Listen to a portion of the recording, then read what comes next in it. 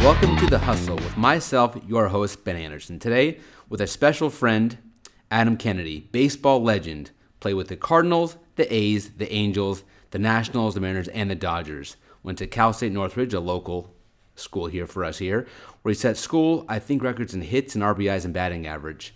His ultimate baseball career hit its pinnacle when he was the ALCS MVP and, yes, World Series champion. Welcome to The Hustle, Adam Kennedy. Thanks, Ben. Make me sound a lot better than I actually was, so I appreciate the intro. That shiny jewelry. Hey, never forget those days. I need to bring that thing out, start wearing it to remind people. Right. I had one good day. That was a great day. Well, a great series, right? It was. We had great times with the Angels, that's for sure. Great friends out of that.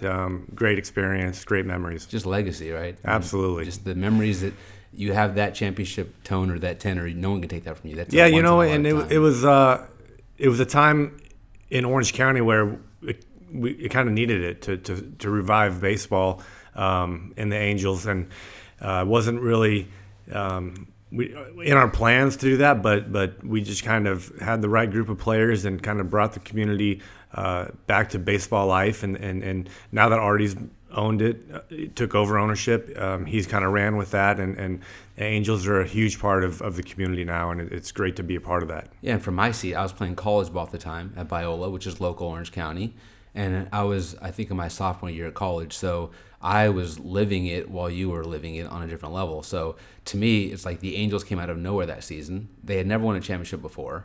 So the game where you hit those three bombs and were the World Series or the ALCS MVP, that at that time was the most pivotal game in Angels history, because they'd made it to the playoffs many years, never got over the hump. So, before we get into your life and your story and all the great things that you've been a part of, kind of just take us through that season, that game, and then how the series went down.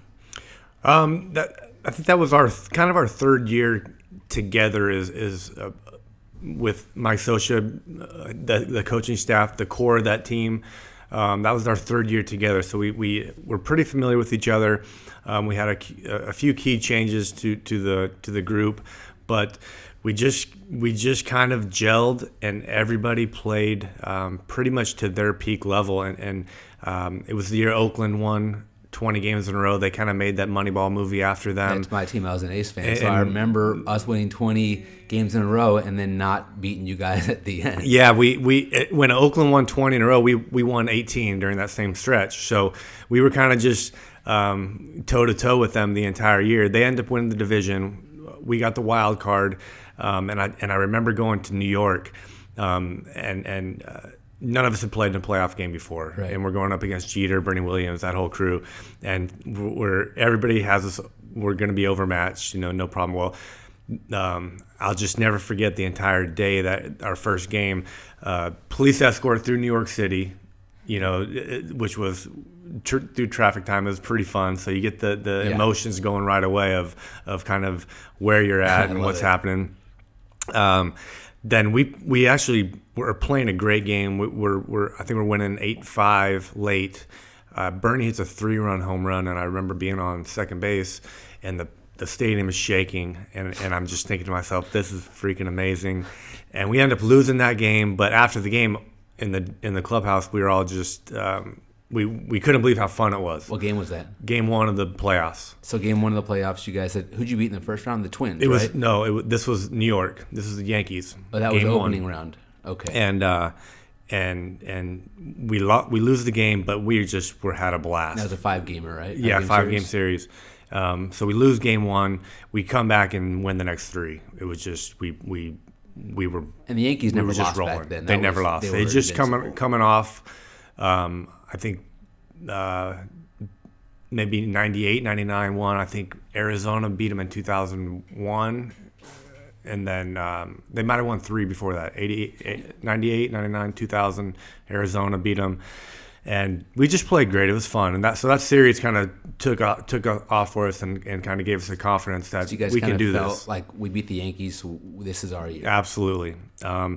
And then any other big memories from the season? I mean, you played against Jeter, A.R. wasn't on the team then, right? Was he? No, he was with Texas then. Got it. So Jeter, Paul O'Neill. Yeah, all the Bernie. Roger Clemens. Posada, Clemens. What's it like facing that guy? Well, Clemens was great because you knew he was just going to try to beat you, overpower you. So it's kind of fun facing those guys. I'll never forget. I always had good at bats against him, and one of his buddies was my teammate, and he comes up to me. He's like, "Hey, Clemens told me next time you swing hard against him like that, he's throwing at your head." I'm like, tell Clemens to screw off. What do you want to do? Stand up there and let him like not swing hard against the guy? Because you were known for a guy that just swung out of his shoelaces. Yeah, a little bit. You got to take your chance from time to time.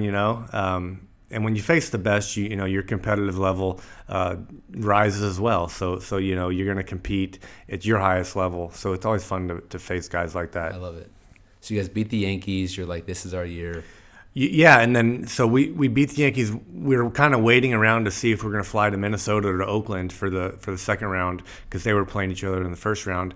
And honestly, I don't think we wanted to face Oakland. They had the big three pitchers, Mulder, Hudson, Zito. Correct, and they were tough. They were. Obviously they had that money Tejada. all year. Correct. So it would have been a tough. I think we wanted to face Minnesota. I just thought we felt better against them, and Minnesota pulled out a series against Oakland, and we kind of just we lost game one in Minnesota, and then we just kind of rolled through them after that, and we kind of had to stick around to see who we were going to play again. And then game 5, that was back in Anaheim. Game 5 was in Anaheim, and that was rally monkey fever. It seemed like every single time it was the 6th inning that thing came out, and you guys just wouldn't lose. Yeah, we would just hang around. We had a really good bullpen. It's kind of when Angels kind of became famous for their bullpen with Percival, Frankie Rodriguez, Scott Shields, a really good bullpen, and we would just kind of hang around in the game and get to our bullpen, and the other team really had no chance to score late in the games for the most part, and we would just grind them out, and our offense was pretty good. So we just it was a fun team to be a part of. And when you hit the 3, how did you feel that day? Was it like this is any other day, and the first one went down, okay, and the second one went down, and you just didn't feel the third one? Or tell me what that was like. Honestly, I wasn't swinging the bat that great up until that point, and I remember that morning in batting practice, it was just awful, and I shut down batting practice. I said, this isn't getting any better, so I shut down batting practice, and I remember Mickey Hatcher was our hitting coach. I was going to lead off the third inning, I think, and I'm like, I'm just going to swing in the first pitch, Mickey, maybe something good will happen. He's like, all right, go for it. Well, I hit a home run. And then just kind of, once you have a little success, you know how it is in sports and life. You get your confidence level rises through the roof. So you go from having no confidence to being on top of the world in a matter of one swing, and changes your day. And I just had good bats the rest of the day. And the last home run, I was supposed to bunt. I couldn't get the bunt down, and we were down a run or two, and I just. With 2 strikes? 2 strikes, hanging curveball, and put it in the seats. And in Anaheim, it's always fun to hit in the daytime. The ball travels a little better, so I took advantage of that. There you go. Right field. Yes, sir. And then so you guys win the series. It's Phantomonium. Angels' first time ever in the series, right? It was, yes. And you guys made it all the way through. And they've been in Anaheim since how long? Like forever. 60s, 62 or something like that. I feel like that's when baseball was really born in Orange County, because before then it was like, oh, the Angels are there. They never really win. Yeah. And now every game is pretty much sold out, and everyone goes there for a good time. It's like an event now. No, definitely. It was great for the city, and we kind of brought that attention to it, and Artie's done a great job since to create, with his marketing and the way TV and social media is now, just to creating the buzz and keeping that buzz alive. And it doesn't hurt. They got the best player in the world on their team, so it's always fun. Stud. It's unbelievable. I hope they end up giving him everything he's worth to keep him around. They have to. That'll be a huge blow if he's not around. If they want to repeat or get their second trophy, I think. And to just keep it's baseball's tough to create a winning. NBA, I think you can do it. I think you can do it. 5 players versus 9. It's tough. It's tough in major leagues to create a winning team, guarantee a winning. It's tough. And if you have a player like Mike, you try your best to surround him with other good players and give the. It's all about giving the community a life of the team. Just there's always a chance, always have a chance, and Trout does that for the city. Yeah, my little league team, local is the Angels. We're the rookie ball Angels, and everybody player fights wants to be for 27. 27. So of course. So then, tell me, walk me through, as magical as that game was for you, the series with the Giants. It was unbelievable to watch. Yeah, that Barry Bonds was at his peak then. So was he a new level? Yeah, absolutely.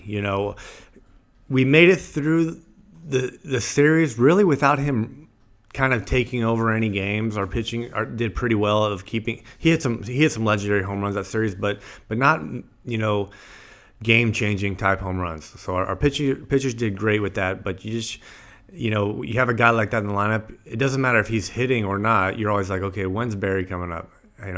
How do we make sure he comes up with nobody on base? Right? Because that's when it gets out of control.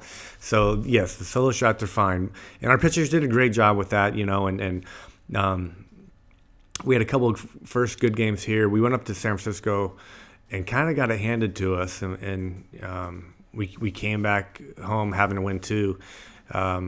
Which you'll take at the end of the day, right? Yes, if you go into the year saying, okay, with the last two games of the year, we got to win two at home, you'll take those chances all day. And that's the position we were in, and we took advantage of it.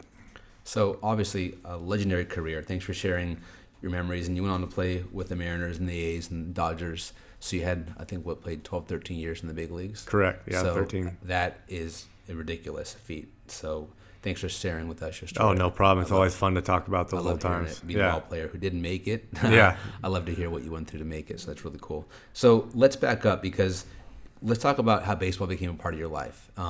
As a kid, you've always played. Did you feel, because there's parents out there who have kids who may think their kids are great, did you feel different at a certain age? Did it was hard work? What was it that got you to Northridge through high school? Because you were a good player, but were you a great player? Were you the standout of the team, or did you just work the hardest? Yeah, no. Well, my dad, he's always been in sports, so coaching, teaching. So from birth, I was pretty much put on a field, whether it was a football field, baseball field, whatever it may be. So him just putting me in those positions right away, that's all I really knew, So, and it was a lot easier of a time then. You have baseball season, so you play baseball. You have soccer season, you play soccer. So it's not sport specific then, which made me a better athlete. I truly believe that was a huge part of it. Being able to learn how to compete in other sports definitely helped at the end of the day in baseball. And you don't always get that competitive fight at an early age in baseball. It's kind of boring. You're just T-ball. It's kind of monotonous. Not a lot of action all the time. So those other sports created that competitiveness in me. And then yes, once you get to a certain age, it's where's your best option for college? And obviously for me it was baseball. And I wasn't a huge recruit. Cal State Northridge kind of coming at the end of the day. Offered me something, and it was the best decision I made to go there, and just had a great experience at Cal State Northridge with those coaches and friends and teammates. And how big are coaches and influences in your life when you're growing up and you're a talented athlete? Because they see athletes all day long, and the motto is the best never make it, because they don't have good support around them. So is a lot of it coaching and good team and connection and support that helps you shine? Or? Yeah, without a doubt. And also at home, what kind of support are you getting from your parents? Are your parents being a deterrent to you because they're expecting too much? They're blaming the coach. If you're a kid and you're hearing complaints of your coach at home all the time, what are you going to think of your coach? Right. You might not listen to him as much. You're going to think the problem is him. So I really believe it starts at home. And if the parents are supporting the coach and telling the kid, hey, he's the boss when you're out there. He knows what's right at that point in time. I think it creates a better learning experience for that player. Good character, because look, even at Little League, you see parents losing their cool all the time. The lesson is, what are you teaching your kids if they're losing your Absolutely. cool Little League game? Correct. How you act in life is probably equal to how you act as a parent of these kids on a Saturday afternoon. Yeah, no. If you're a kid, you're obviously going to listen to the things your parents are constantly speaking on. At the dinner table, in the car ride to school, and if it's all negative towards what's going on in your sports life, it creates a negative attitude to when you're out there playing and you're not going to be your best. And so what were some of the times maybe you weren't at your best, that you were able to dig deep and pull from these lessons? Because a lot of this show is to give people hope that maybe they go through a storm in their life or a time where they're not hitting the ball like you weren't in Game 5 and then you just stuck with there. So what are some of the lessons you learned, maybe athletics taught you, maybe your parents taught you, that allow you just to kind of keep your nose in there when the fight wasn't going your way? Yeah, without a doubt. And still to this day, in my real estate business, it's really no different for me. And that would be in sports and baseball. If I put in the time in the weight room, extra work, whatever it may be, to prepare myself, I always truly believed I would come out of it on the other side, right? So your work ethic, and whether it's cold calling or going to the gym or door knocking, whatever it may be, your work ethic will create a positive confidence in you at the end of the day. So really just creating that work atmosphere and work environment early. And whatever I've been early on, and whatever I've been doing, just keeps my confidence level that, it will be okay. Sometimes it's tough to keep saying that, it is. It's because you need results at the end of the day. But for the most part, that hard work will create the results you're looking for at the end of the day. Even the best athletes in the world, those that win World Series, go through times where they struggle or they had a bad day or they feel like I can't do it. But you rely on the work that you put in, either in the classroom, on the playground, with your parents, with your friends, to know that I can pull from those early lessons to get through any obstacle. What was the biggest setback in your baseball career? What's the biggest thing you had to overcome? Probably a ACL surgery, 2004, and ACL's known to take the careers away, of athletes. It's a tough Back then, tough it wasn't surgery like it is now, and it a wasn't. long time ago. And it was probably one of the best things for me, just based on you have to dig down and find what you're made of, because the rehab is tough and it's not easy. It's monotonous. It's hours a day, and a surgery that's known to take 5, 6, 7 months up to a year to recover from. We did it in 3 months, and it was pretty. Wow, that's great. It was pretty. It was fun at the end of the day, because me and my trainer, we had a goal and we reached it, and when you do something like that, it lets you kind of know what you're made of and what you're capable of doing. So I'm sure you can pull from that time where you battled through the ACL, and now look at what you're doing now and battle through real estate industry. And I want to talk about your journey and how you went from finishing your career. And who's the last team you played for? Was it the Dodgers? Dodgers, yes. Okay, so that's cool, because you're a Northridge kid. You grew up here in Orange County, and went to Northridge. Then came back and played for the Angels, and then finished with the Dodgers. So that's pretty special to be home. Without a doubt, definitely one of my favorite years of playing was finishing up in LA and getting to go to Chavez Ravine every day. Vince Scully was still working, so he was calling my games. That's cool. And so that part of it was huge, was a big part of my career, and as not fun as it is to have it end, that was a good way to go out. So what's your before we get into how you're doing now and all those great things that have come from baseball, what's your all-time best memory in baseball? Was it an at-bat? Was it a moment? Was it the World Series? What's the one thing you hang your hat on and say that was pretty special? I would say each celebration that we had that year, and even the other years, but the celebration of each goal, right? So we won the wild card, and we celebrated. So that's a huge, you've reached a goal, so you celebrate it. You win the division against the Yankees, you celebrate it with your teammates, because you grind so hard, you're so focused that you don't ever really get a chance to celebrate in a 162 game season because you got business to handle tomorrow. Right. So you can't get too high, can't get too low. So each one of the celebrations after each series win are all huge memories and a big part of what I remember and enjoyed about baseball. And then how do you balance that with having kids? Because you're the pro athlete, you're a father, you got 3 great kids now. How do you balance even now working and the accolades of being an athlete with having children? I try to instill the things that I was taught with the hard work, the respect, and whatever they're doing at that time. Respect the teacher, respect what's going on at school, respect your coaches, and try to raise good people. Kids. You know what I mean? Yeah. Like that's really the most important thing for me. We would all love our kids to be great athletes, and it's fun to watch our kids just be good on the field and have them be happy. That's what we want them to feel is success and confidence. But hopefully they get that from being a good person, really. And you're totally okay not being stage parent, and if your kids want to play ball or not play ball, you want them just to succeed in life and be happy. So that's great. Yeah, without a doubt.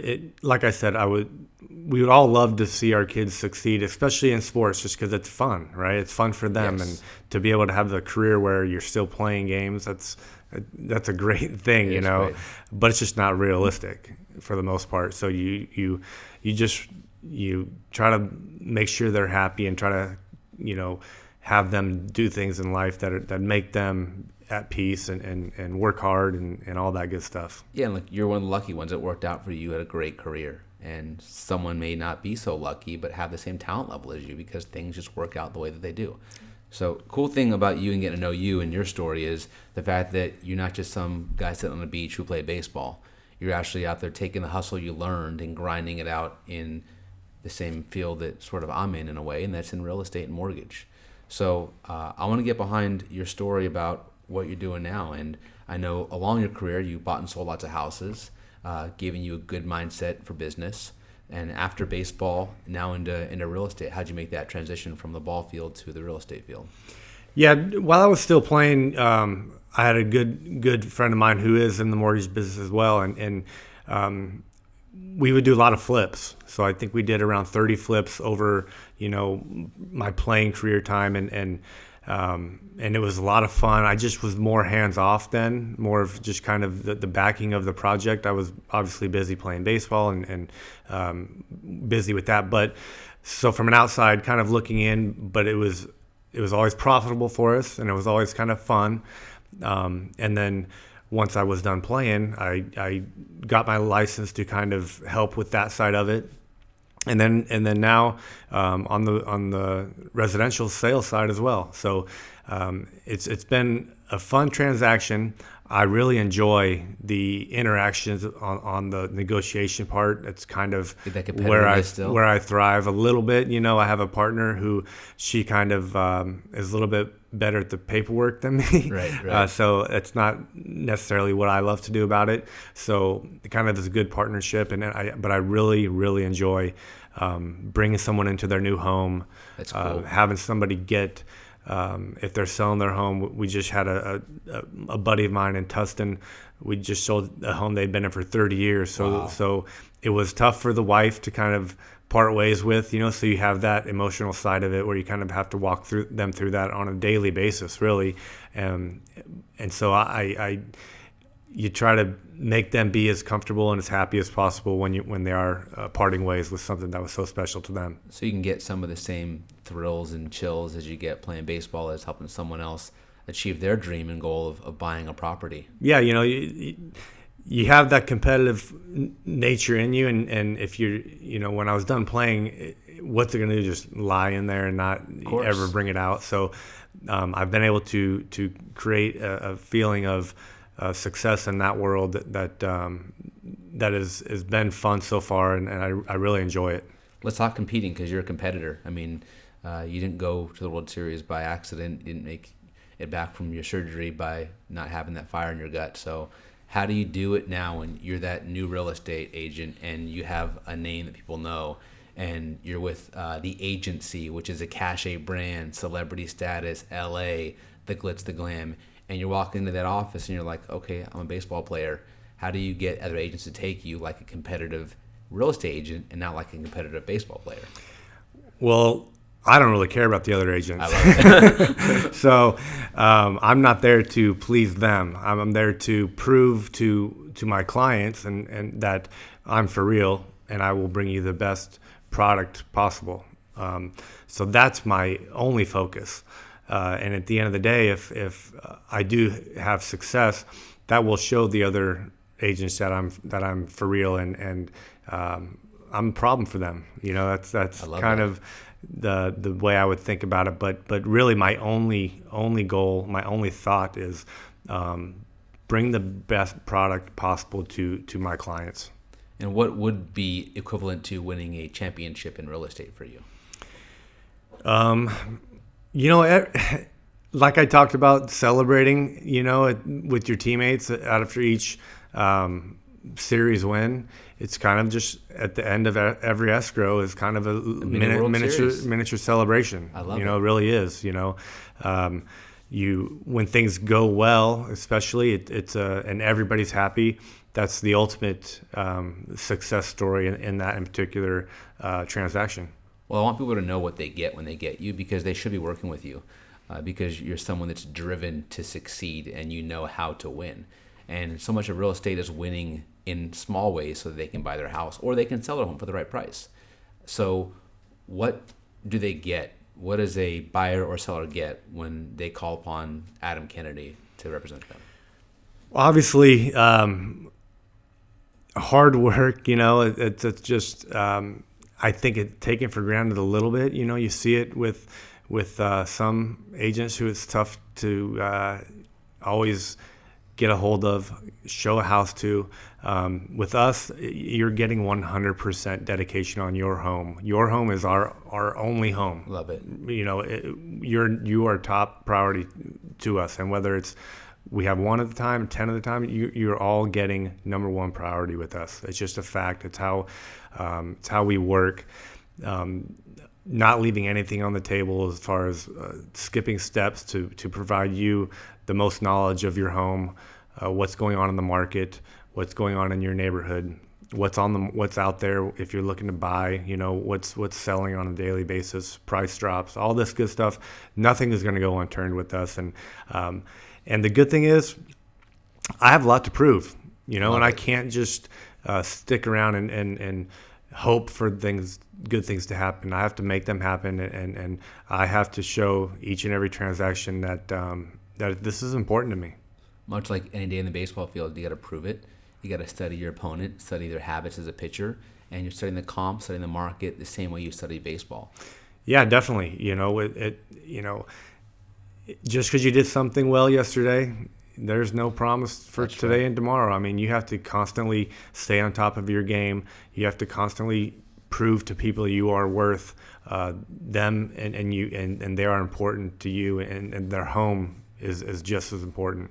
I love it. Well, this is volume one of lots of volumes together. We're going to really highlight your career, talk about how you guys are going to evolve into the dynamic duo of real estate maniacs that you're going to be.